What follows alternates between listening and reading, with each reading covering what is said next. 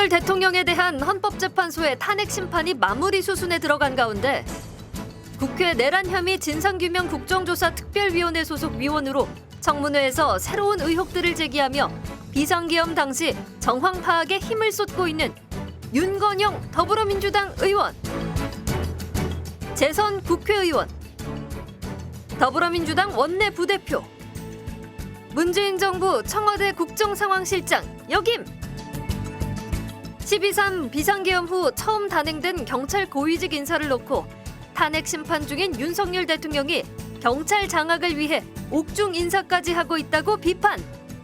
서울청을 장악하는 이유는 딱 세 가지입니다. 첫 번째는 조기 대선, 두 번째는 내란 수사, 세 번째는 알박기 인사. 지방청까지 서울청을 통해서 컨트롤하겠다는 겁니다. 윤건영 의원이 생각하는 내란 혐의 국정조사와 조기 대선 전망 집중 분석합니다. 이번 주 화요일 윤석열 대통령 탄핵 심판 변론 절차가 마무리됩니다. 3월 초 중순에 탄핵 여부가 가려질 것으로 전망되는데요. 윤건영 더불어민주당 의원과 얘기 나눠보겠습니다. 윤 의원님 안녕하십니까? 안녕하세요. 네, 12.3 비상계엄 당시 새로운 의혹들이 계속 나오고 있습니다. 최근에는 계엄 당일 운영된 텔레그램 방이 공개됐는데요. 내용을 보니까 김현태 707 특임단장이 계엄 당일 의원 본회의장 진입을 차단하라고 명령도 하고 그랬던데 헌법재판소에서 진술한 것과 좀 차이가 있습니다. 군용 장부도 그렇고요. 진상은 어떻게 파악하고 계세요? 우선 707 특임단이 거짓말을 하고 있는 거고요. 네. 707 특임단에 저희가 자료 요청을 했습니다. 비상계엄 당시에 단톡방이 있었느냐. 쉽게 말해서 이를 도모하려면 뭔가 논의를 했을 테니까요. 국회에게는 전혀 없었다라고 이야기를 했는데 이번 네. 언론 보도에 나타났고, 그리고 이진우 사령관도 거짓말을 하고 있습니다. 이진우 사령관은 수방사가 국회를 방어하기 위해서 출동했다라는 건데요. 네. 수방사와 국회 사무처가 협약을 맺은 게 있습니다. 그 네. 협약서에 의하면 수방사는 52사단만 출동 가능하도록 되어 있습니다. 네. 근데 이번에 출동한 건 군 경찰단이 출동한 거고 특전사가 출동한 거거든요. 그러니까 방어 목적이라는 말도 거짓이 되는 거고요. 이 모든 이런 군의 거짓 진술의 핵심적인 원인은 저는 윤석열 대통령한테 있는 것 아닌가 싶습니다. 네. 대통령이 스스로의 책임을 부정하고 부하 직원들에게 모든 걸 떠넘기는 식으로 나오다 보니까 헌재에서의 진술들을 거짓으로 하는 것 아닌가 싶습니다. 네. 윤 의원께서 의구심을 갖는 것 중 하나가 계엄군이 전기 공급을 끊는 단전을 했는데 그 위치를 어떻게 알아냈을까 하는 점입니다. 내부에 누군가 길을 터줬다고 보는 건지요? 네, 그렇습니다. 국회 본청에는 107개의 분전함이라고 있습니다. 네. 우리 가정집에서 흔히 이야기하는 두꺼비 집이라고 있는데요. 그중에 유일하게 딱 하나만 외부에 식은 장치가 없습니다. 잠금 장치가 없고 나머지 네. 106곳은 제한된 인원만이 들어가서 열 수 있는 분전함입니다. 그런데 이번에 707 특임대가 단전 조치한 게 그 유일한 하나, 네. 외부에서 누구든지 볼 수 있고 열 수 있는 그걸 열었다라는 겁니다. 네.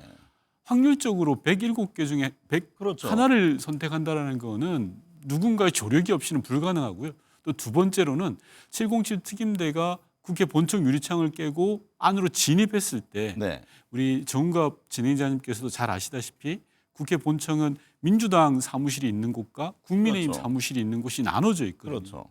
당시 민주당은 사람이 굉장히 많았습니다.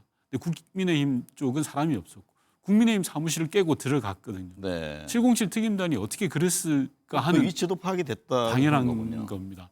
아울러서 특전사는 이 비상계엄 이전에 국회 설계 도면을 끊임없이 요청을 했습니다. 네. 여지껏 한 번도 없던 일이거든요. 그래서 이번 707 특임단 국회 침탈 과정도 내부 제보자 또는 내부 안내자가 있었다라고 저는 생각을 합니다. 그것도 그럼 수사 과정에서 밝혀져야 될 사안으로 보고 계신 거군요. 맞습니다. 지금까지 밝혀지지 않은 사항이 너무 많습니다. 네. 윤 의원께서 밝혀낸 것 중에 하나가 김용현 전 국방장관에 대한 건입니다. 김 전 장관 관련해서 검찰 출석도 자진해서 간 게 아니고 또 경찰에 내준 핸드폰도 실제로 사용한 게 아니라 이른바 이제 깡통폰이라고 하잖아요. 그거라고 지적을 했고요. 제출하지 않은 비화포는 어떻게 보면은 당시 상황의 진실을 담은 블랙박스 같은 건데 아직 확보하지 못했다면 이게 증거 인멸 우려가 있는 것 아닌가요? 심각한 상황입니다. 네. 우선 김용현 전 장관의 검찰 출석 과정부터 살펴봐야 되는데요. 검찰 출석 직전에 어떤 일이 있었냐고 하면 경찰이 압수수색을 시도합니다. 네. 검찰과 경찰은 동일 사건을 만약에 수사를 한다면 먼저 시작한 쪽에 우선권이 주어집니다. 네. 검경 수사권 조정으로 인해서. 그런 상황에서 검찰에서 난리가 났죠. 12월 6일 날 검찰총장이 김용현 전 장관의 핸드폰을 수배를 합니다. 국방부 장관한테. 네. 국방부 차관을 통해서. 핸드폰 번호를 입수한 대검에서는 김용현을 설득하기 시작합니다. 검찰로 출석하라라고 하고 김용현 전 장관은 윤석열 대통령과 상의하고 결정하겠다라고 합니다. 그래서 결국 검찰로 나가는데요. 셀프 출석이라기보다는 저는 황제 출석이라고 하는 이유가 검찰 수사관들이 한남동 공간 앞에 가서 모셔옵니다. 네. 그리고 또 하나 모든 범죄 혐의자들을 검찰이 체포하면 가장 먼저 하는 게 핸드폰 압수수색이지 않겠습니까? 깡통폰을 받아낸 겁니다. 유심칩을 여러 차례 교체해서 그 핸드폰에는 아무것도 없습니다. 네. 말씀하셨던 이번 비상계엄의 이 핵심이 담겨 있는 비화폰을 압수하지 않았습니다. 네. 비화폰은 12월 12일 또는 13일경에 경호처로 제출한 겁니다. 네. 그러니까 아직까지도 김용현 전 장관이 사용했던 비화폰을 누구도 사법기관에서 확보하지 못하고 있는 그런 상황입니다. 이미 그러면 사라질 수도 있는 건가요? 이미 증거를 은닉하거나 또는 없앴을 수 있는 가능성이 매우 높습니다. 네. 최근 경찰 고위직 인사를 두고도 논란입니다. 대통령실이 윤석열 라인을 초고속 승진시켰고 서울경찰청을 장악하려고 한다는 건데요. 서울청을 장악하려고 했다면 어떤 부분을 염두에 둔 걸까요? 조기 대선과도 관련이 있다고 보십니까? 맞습니다. 조기 대선과 밀접한 연관이 있고요. 우선 그 전에 어느 정도 초고속 승진인지를 봐야 될 텐데요. 네. 박현수 국장이 2년 반 동안에 4단계를 승진했습니다. 일반 기업의 과장이 2년 반 동안에 갑자기 부사장이 된 것입니다. 박현수 국장은 보수 정부에서 청와대에서 근무했습니다. 네. 이명박 정부, 박근혜 정부, 그리고 윤석열 정부. 그때마다 또 승진을 했습니다. 그리고 지방청장 경험이 없이 서울청장을 한 드문 케이스입니다. 말 그대로 경찰의 역대급으로 빠른 인사를 한 것이고요. 저는 왜 이런 인사를 했냐라고 네. 하면 조기 대선에 개입하려고 하는 의사가 분명하다라는 겁니다. 왜냐하면 비상계엄을 겪으면서 대다수 공무원들은 정권의 부정확하고 불법적인 지휘를 따르지 않습니다. 네. 그렇기 때문에 경찰에 자기 말을 잘 듣는 사람이 필요했던 겁니다. 첫 번째는 조기 대선에 개입하려는 것이고 두 번째는 내란 수사입니다. 네. 이 김현수 국장은 비상계엄 과정에서 경찰청장과 행안부 장관의 연결고리였습니다. 네. 연루됐다는 그런 의혹도 제기됐잖아요. 심하게 받고 네. 있습니다. 지금도 참고인 조사를 받고 있고 언제 피의자로 전환될지도 모르는 사람입니다. 이런 분을 서울경찰청장 직무대행으로 임명했다는 것은 내란 수사에 영향을 미치기 위한 것이다라는 생각이 들고요. 마지막으로는 알박기 인사입니다. 네. 조기 대선이 어느 정도 가시권으로 들어서는 상황에서 경찰 인사를 미리 하겠다라는 알박기 인사의 다름 아니라고 생각합니다. 네. 지난번 윤 의원께서 이 프로그램에 출연해서 이재명 대표의 가장 강력한 적은 본인 스스로다라고 하면서 성과를 제대로 보여줘야 된다고 지적한 바 있습니다. 최근 정책 행보를 두고 우클릭이냐 실용주의냐 등 논란이 있는데요. 이 대표의 움직임은 어떻게 보고 계세요? 맞습니다. 이재명 대표의 적은 이재명 대표라고 생각합니다. 네. 왜냐하면 여야 대선 후보들 중에 가장 높은 지지율을 지금 보여주고 있지 않습니까? 즉 수성하는 입장에서는 그게 가장 큰 문제라고 생각을 네. 합니다. 최근에 보여주고 있는 정책 행보 저는 좋다고 생각을 합니다. 왜냐하면 집권 여당의 모습이 지금 곰곰이 생각해 보면 여당답지 않거든요. 네. 민생을 도외시하고 있고 오로지 내란을 옹호하는 모습이 있지 않습니까? 그런 상황에서 야당 대표가 정책 행보를 보여준다라는 것은 국민들에게 소구력이 있는 것이고 반드시 저는 해야 될 일이라고 생각을 합니다. 네. 당 정치 철학이 중도 보수냐 중도 진보냐 논란도 있던데요. 이재명 대표는 민주당은 중도 정당이다라고 공개적으로 지금 밝히기도 했습니다. 원래 서 있던 자리에서 실사구시적 즉 국민들이 뭐 잘 먹고 잘 사는 것에 집중해야 한다 이 점을 강조한 건데 이 상황은 어떻게 보고 계세요? 저는 뭐 논쟁이 될까라고 싶은 게요. 네. 민주당은 중도 보수였죠. 지금까지도 중도 보수 맞습니다. 다만 김대중 대통령, 노무현 대통령, 문재인 대통령을 포함해서 민주당의 주요 지도자들은 진보를 놓치지 않았습니다. 네. 진보를 지향했던 거고 저 또한 마찬가지입니다. 네. 지금 서 있는 곳은 중도 정당이긴 합니다만 저희는 진보를 지향한다라는 차원이라고 생각을 하고요. 이런 논쟁이 중도 성향의 지지층들을 소구하고 자극할 수도 있다라고 저는 생각을 합니다. 다만 네. 중요한 건 지금 국민들이 되게 불안해하시잖아요. 이 내란 사태를 조기에 종식하고 대한민국의 새로운 성장 동력을 만들어 달라라는 게 정치에 대한 요구 아니겠습니까? 네. 그 요구에 화답하는 게 무엇보다 저는 중요하다라고 생각합니다. 네. 김경수 전 경남지사, 김득현 경기지사, 김부겸 전 총리 등이 지금 대선 채비를 하고 있습니다. 이재명 대표는 이른바 비명계와 잇단 회동을 하고 있는데요. 당내 화합을 위한 행보다 이런 시각입니다. 당이 하나가 되는 과정이라고 보고 계시지요? 네, 저는 뭐 아주 긍정적으로 평가를 합니다. 네. 왜냐하면 대표와 다른 결의 목소리를 내시는 분을 대표가 만난다.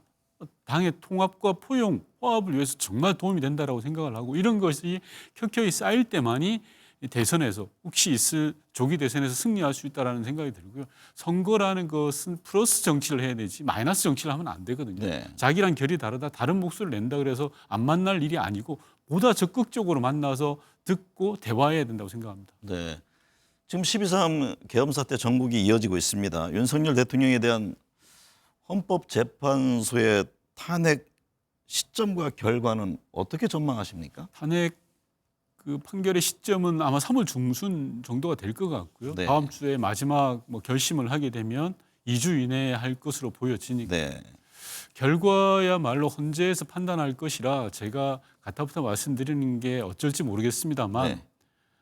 친위 구테타를 온 국민이 보지 않았습니까? 그리고 전 세계에 중계가 됐지 않았습니까? 네. 물증이 너무 명백하다고 생각합니다. 위헌적인 포고령에서부터 국무회의 요건이 되지 않았던 것, 그리고 국회를 해산시키려고 했던 것, 이런 것들이 너무 생생하게 남아있기 때문에 조심스럽지만 헌재가 그에 부합하는 결론을 내릴 거다 저는 네. 확신합니다. 마지막 변론 이번 주 이제 화요일 날이 됩니다. 네. 그러면 통상 보면 3월 중순쯤 될 그렇죠. 것이다. 그런 말씀이군요.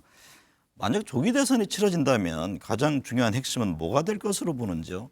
지금 탄핵 찬성 세력 간의 대연정 얘기도 나오던데 정성호 그 민주당 의원이죠. 이준석, 한동훈 등 중도 보수도 연대할 수 있다면 좋겠다고 밝힌 바도 있습니다. 저는 핵심은 내란에 찬성하느냐 반대하느냐인 것 같습니다. 네. 선거라는 것은 한 명이라도 더 많은 압도적 세력을 모으기 위한 과정이란다면 그 기준이 무엇이 될 거냐, 내란 찬성이냐 반대냐로 볼 건데요. 저는 국민의힘의 많은 분들이 혼란을 겪을 것 같습니다. 윤석열 대통령을 옹호하자니 내란에 찬성하는 게 되는 거지 않습니까? 그래서 저는 외려 국민의힘이 분열할 가능성도 있겠다라는 네. 생각이 듭니다. 저는 뭐 정성호 의원님께서 말했던 연정은 조금 빠른 감은 있습니다만 어찌되었든 내란에 반대하는 모든 세력이 모여서 네. 이번 대선을 치러야 된다라는 큰 틀에서는 동의를 합니다. 네. 윤 의원께서는 그럼 국민의힘이 향후 대선을 앞둔 과정 속에서 분열될 수도 있다 이렇게 보고 계시는 거예요? 저는 그렇게 생각하는 게요. 윤석열의 늪에 빠질 것이다라고 예측을 하는 게 지금 윤석열 대통령은 반성을 모르지 않습니까? 그리고 네. 친위 구테타 내란에 대해서도 부정하고 전혀 죄가 아니다라고 하거든요. 그러면 지난 탄핵 과정에서 탄핵에 찬성했던 한동훈 세력, 네. 그 내란에 찬성합니까? 아니면 윤석열 대통령을 지키는 겁니까? 라는 그런 딜레마에 빠질 수밖에 없다고 생각합니다. 그게 네. 국민의힘의 분열의 씨앗이 될 것이다라고 저는 생각합니다. 당내 통합 행보와 관련해서 범위를 어디까지 할 것이냐는 논란이 있습니다. 제가 이 질문 드리는 요지는 이낙연 전 총리 문제는 어떻게 보느냐라는 건데요. 이 전 총리는 이재명 대표를 청산 대상으로 분류했더라고요. 저는 통합이 중요하다고 생각합니다. 왜냐하면 지난 대선에서 0.7% 차이로 승패가 나눠지지 않았습니까? 네. 앞서 말씀드린 것처럼 정치는 플러스 정치를 해야 된다고 생각합니다. 다만 상대를 청산하거나 배제하는 정치로는 안 된다라고 생각합니다. 네. 상대를 청산하는데 어떻게 통합할 수 있겠습니까? 포용할 수 있겠습니까? 상대를 인정하는 세력과의 연대가 저는 필요하다라고 말씀드립니다. 네. 지난주 이 프로그램에서 문재인 정부가 야권 인사들에게 입각 제안을 했다는 김경수 전 경남지사 발언이 화제가 됐습니다. 유승민, 심상정 전 의원은 입각 검토만 했고 제의는 하지 않았다고 정정해서 말하기도 했는데요. 그때 문재인 정부 초기 상황 잘 아시잖아요. 실제 어떤 움직임이 있었습니까? 당시 상황을 좀 설명드리기 위해서는 당시 전국을 말씀드려야 되는데 여소야대 상황이었습니다. 그래서 뭐 입법을 하기에도 여러 가지 제한이 있었고 예산안 처리하기도 어려운 상황이었습니다. 따라서 당시에 문재인 대통령을 비롯해서 집권 세력에서는 연합 정부까지는 아니더라도 야당의 협조를 얻어야 되겠다. 따라서 야당의 주요 인사들에게 입각을 제안해보자라는 제안을 했던 겁니다. 네. 즉 정당과 정당이 만나서 하는 연합 정치까지는 아니지만 개인적인 참여를 촉구하고 호소해보자라고 해서 정의당이라든지 유승민 의원이 속해 있던 그런 당에다가 개별적으로 접촉을 했던 겁니다. 물론 네. 유승민 의원에 대한 접촉은 없었던 걸로 저도 알고 있습니다. 하지만 당시에 여러분들에게 접촉을 했는데 그분들이 한결같이 고사를 했습니다. 네. 고사를 했던 이유는 당에서의 반응이 좀 어렵다라고 한다라는 거였거든요. 그래서 저는 좀 많이 아쉬웠습니다. 그때에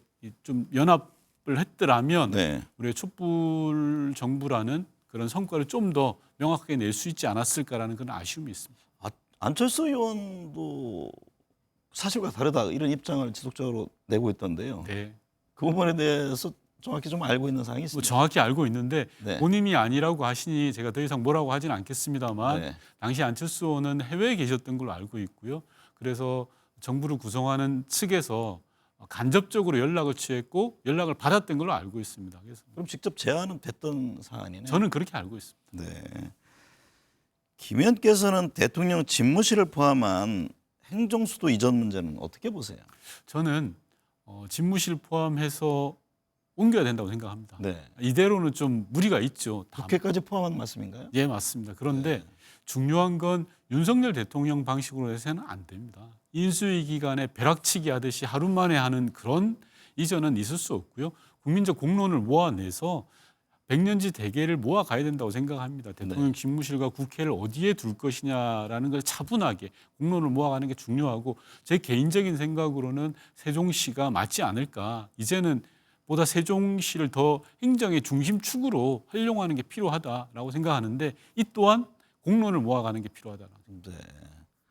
당장 공약과 함께 좀 표결을 통해서 해결할 부분이 있지 않냐 이런 입장을 내는 분들이 있던데 지금 시점은 어떻게 보고 계세요? 당연히 대선 후보들이 공약으로 내세워야 될 네. 부분입니다. 그래서 큰 방향은 대선을 통해서 확인받아야 됩니다. 즉 윤석열 씨의 벼락치기 용산 이전에 대해서 재확인을 하고 네. 대통령 집무실을 옮기겠다라는 거에서도 재확인을 하고 다만 어디로 옮길 것이냐에 대해서는 여러 공론을 모아서 하나하나 처리해 나가는 것이 필요하다고 생각합니다. 한동훈 전 대표가 책을 출간하면서 정치권 복귀를 예고했습니다. 오세훈, 홍준표 시장 등 범여권 주자들의 움직임도 활발한데요. 뭐 김문수 장관도 있고요. 여권 주자 중에는 차기 대선 후보로 누가 유력해 보입니까? 제가 타당의 후보에 대해서 네. 이렇게 평론을 하는 것은 온당치 않을 것 같습니다만 다만 중요한 건 내란에 찬성하느냐 반대하느냐에 대한 원칙일 겁니다. 네. 지금도 국민의힘 여러 후보군들이 혼란스럽죠. 그리고 기존에 그분들이 가져왔던 가치와 반대되는 입장을 보이기도 합니다. 그 핵심적인 이유는 바로 내란에 찬성하느냐 반대하느냐, 윤석열 대통령을 보호하느냐의 문제일 겁니다. 다만 한동훈 전 대표께서 저는 좀 더 국민의힘 내에서 아닌 것은 아니라고 이야기해 주셔야 됩니다. 네. 탄핵에 찬성하고 참여하셨던 그 기계를 잃지 말아야 됩니다. 지금 당장의 표가 아쉬워서 또다시 윤석열 대통령을 보호한다든지 내란에 찬성하는 그런 쪽으로 기울지 않을까 좀 걱정이 되는 건 사실입니다. 앞서 이제 내란 찬성 반대를 하는 기준점으로 제시하셨는데 그렇다면 한동훈 전 대표라든가 뭐 이준석 의원도 함께 할 수 있는 세력으로 보고 계시는 겁니까? 저는 큰 틀에서는 즉 이번 헌재 결정 이후에 조기 대선 이후에 대한민국이 갈 방향과 관련해서는 네. 내란을 반대하는 세력이 다 같이 모여서 의논할 필요가 있다. 뭐 정치적으로 어떤 후보를 내는 문제는 별건입니다. 네. 다만 대한민국이 가는 방향에 대해서는 같이 의논하고 할 필요가 있겠다 싶습니다. 조기 대선이 치러질 경우 구도는 어떻게 전망하십니까? 지금 대선에 변수가 될 만한 것이 있다면 어떤 걸까요? 여러 가지가 있을 것 같은데요. 네. 우선 첫 번째로 국민의힘은 윤심이 중요하게 작용하지 않을까 싶습니다. 네. 윤석열 대통령이 교도소 내에 있습니다만 본인의 영향력을 결코 놓치려고 하지 않을 것 같습니다. 그러면 국민의힘은 윤석열 대통령과 절연을 할 것이냐, 내란에 대해서 어떤 입장을 가질 거냐가 하나의 중요한 기준이 될 걸로 보여지고요. 네. 민주당은 앞서 말씀하셨던 것처럼 중도로의 확장성을 어느 정도 가져갈 것이냐가 중요한 축이 될 것 같습니다. 그런데 무엇보다도 지금 국민들이 갖는 관심의 핵심은 대한민국이 다시 한번 뛰는 성장의 동력을 재확인하고 구축해 나가는 거 있지 않겠습니까? 네. 어떤 후보가 그 지점을 선점하느냐가 저는 국민들로부터 지지를 받는다라고 생각합니다. 네. 올해 우리나라 실질 총생산 성장률이 1.0%까지 추락할 수 있다는 해외 연구기관 전망이 나왔습니다. 영국 캐피탈 이코노믹스 보고서인데요. 충격적입니다. 정부와 정치권 좌고우면하지 말고 추경 등을 통해 경제 활성화에 매진해야 합니다. 오늘 함께해 주셔서 감사합니다. 고맙습니다.